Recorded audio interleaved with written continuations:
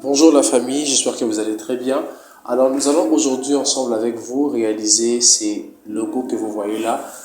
On appelle ça le texte curviligne. Le texte curviligne c'est quoi? Juste par définition, c'est un texte qui prend la forme du cercle ou encore de la forme qu'il contient. Alors nous voyons là, il y a quelques petites notions que nous allons découvrir ensemble avec nous et place à la création de notre projet. Voilà. Alors, je crée un projet dans Photoshop 2022. Je crée un projet ou encore un visuel en 3000 pixels, enfin 3000 pixels. Et je veux commencer maintenant à créer mon logo. Alors, la première chose à faire, je prends mon rectangle, plutôt je prends le cercle. Je maintiens la touche Shift.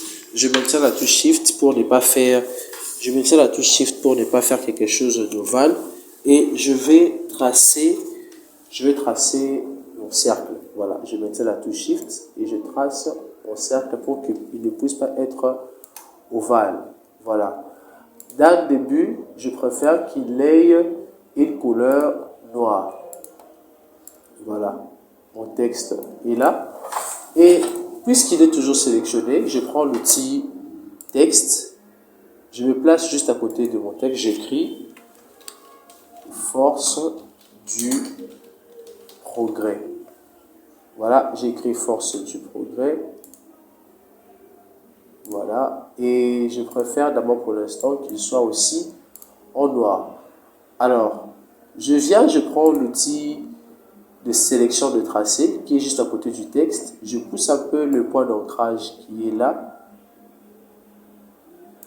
Voilà. Alors, l'une des choses que j'aimerais vous expliquer est que quand nous sommes en train d'utiliser le texte curviligne, plutôt faire un texte curviligne, quand je suis sur l'outil sélection des tracés, si je fais entrer mon texte dans l'intérieur, c'est-à-dire le texte sera écrit dès l'intérieur. Et si je l'affiche de l'extérieur, il sera à l'extérieur.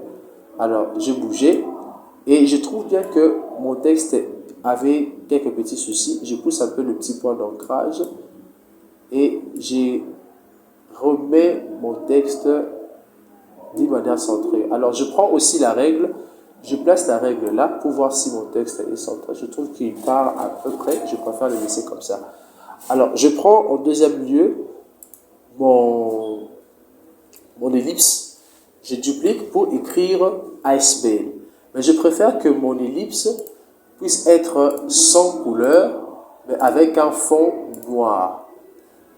Et puisque je l'ai déjà dupliqué, et maintenant je vais l'agrandir. Je l'agrandis et voilà, il est là. Et là, je prends maintenant le texte, je place, j'écris ASBL. Vous voyez bien que ASBL est en train de regarder vers le bas. Dans ces cas-là, qu'est-ce que je fais? Je l'agrandis d'abord, je donne un peu d'épaisseur. Je prends mon outil sélecteur de tracé, je le fais entrer là à l'intérieur. Voilà, il est entré et je peux toutefois encore commencer à le pousser. Voilà. Il est là, je vais prendre encore le texte. Je l'agrandis encore un peu. Je prends les caractères, je mets un peu d'espacement et je reviens encore sur lui. Je continue à le bouger un tout petit peu. Voilà, il n'est pas vraiment très justifié, ben, ce n'est qu'un petit exercice. Voilà. Alors, je prends l'ellipse que j'avais créé, je l'enlève. Voilà, je vais être là, ça va. Voilà. Alors, en deuxième lieu, je prends les premiers ellipses que j'avais créés, je le redimensionne un tout petit peu pour qu'il puisse quitter un peu les lieux où il était. Je reviens en arrière, Alt,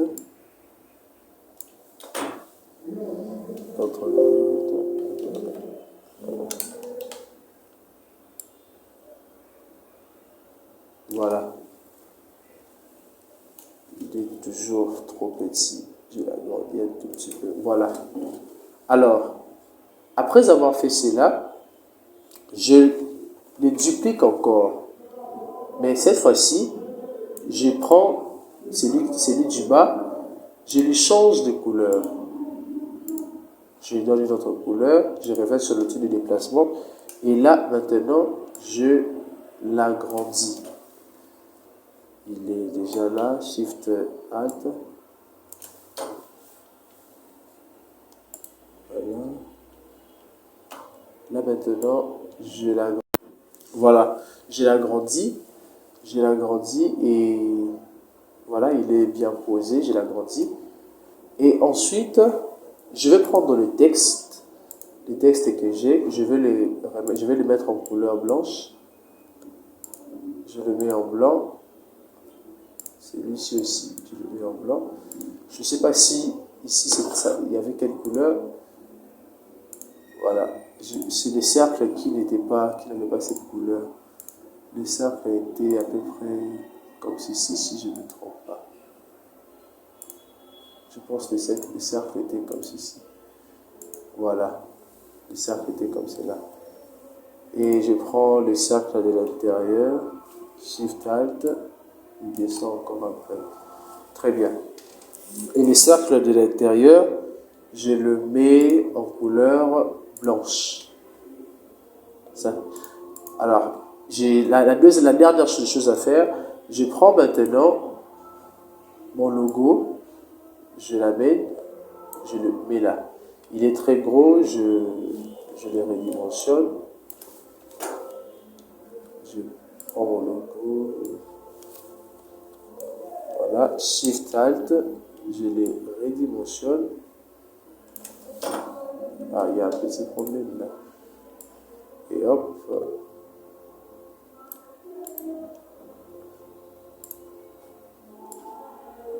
Voilà. Je les redimensionne. Et je fais un masque d'écrêtage.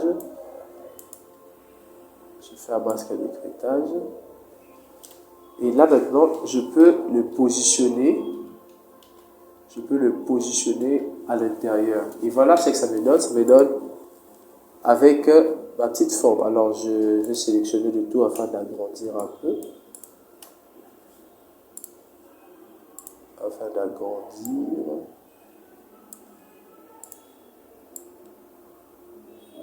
Et voilà. Je vais en créer un groupe. Je duplique. Le premier groupe, je cache. Celui-ci, je vais convertir en objet dynamique. Voilà.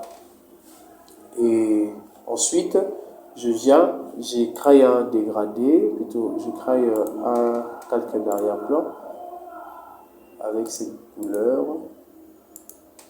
Et je crée un autre calque. Je prends le pinceau et là, la couleur. OK. Et je tape. Voilà. Et voilà notre logo qui est prêt. N'hésitez pas à les reproduire et en cas de problème, laissez un pouce ou encore un commentaire sur notre chaîne Doctorant Excel et merci.